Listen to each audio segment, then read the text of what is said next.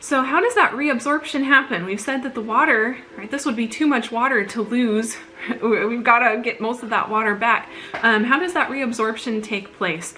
Okay, this is going to bring us moving into the next section of the nephron. So first layer of filtration has taken place at the glomerulus, and now the water has moved on into the proximal convoluted tubule. This is one of the main sites where reabsorption of water takes place. The way that this happens is quite interesting, and it's going to bring us back to thinking about diffusion and osmosis. As a result of this reabsorption, most of the water is going to travel back out, so it's going to diffuse out of this tubule, and it's going to be absorbed by those peritubular capillaries. It's going to rejoin the blood there. Pretty amazing.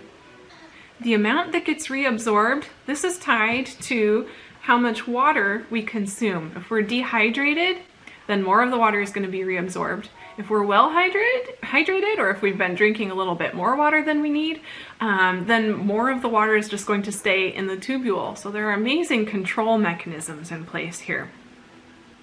Ordinarily, about 85% of the reabsorption of water happens right here in the proximal tubule. There's going to be a little bit more water absorption later on, we'll get to that, but most of the water reabsorption takes place right here early on in the nephron. If a person is dehydrated, they will still urinate a certain volume every day. 400 milliliters is the minimum amount that has to be excreted just in order to flush out the wastes that the kidney filters out. So there's a certain obligatory amount of water that we will lose just in the process of filtering the blood. So this is why a person cannot survive for very many days. A person cannot survive more than, I think it's about 3 days without consuming water. And that's because we would be losing volume through the urine, and then our blood volume would start to drop as a result of that. The osmolality of the filtrate, so the stuff that passes through the glomerulus, that filtrate has an osmolality that's the same as blood plasma. Okay, so that means that there's really no driving force for water to leave, right? If it's an isoosmotic fluid inside and outside, why would the water move? So in order to get water to move out of that proximal tubule, what happens is sodium is actively transported out. So we've got sodium transporters. We can use some energy, transport sodium out, and then the water is going to follow it. Okay, so let's see how that happens. Reabsorption of water. All right, so inside of the proximal tubule, which is, again, that's this section here, the proximal tubule, if we were to take a look at a close-up of the inside of this tubule, we would see microvilli. Okay, so that's going to provide a very large surface area over which absorption can happen. The outside of the proximal tubule, the outside has pumps for sodium and potassium, and they are pretty much always active. That basal membrane, it's always going to be pumping those ions.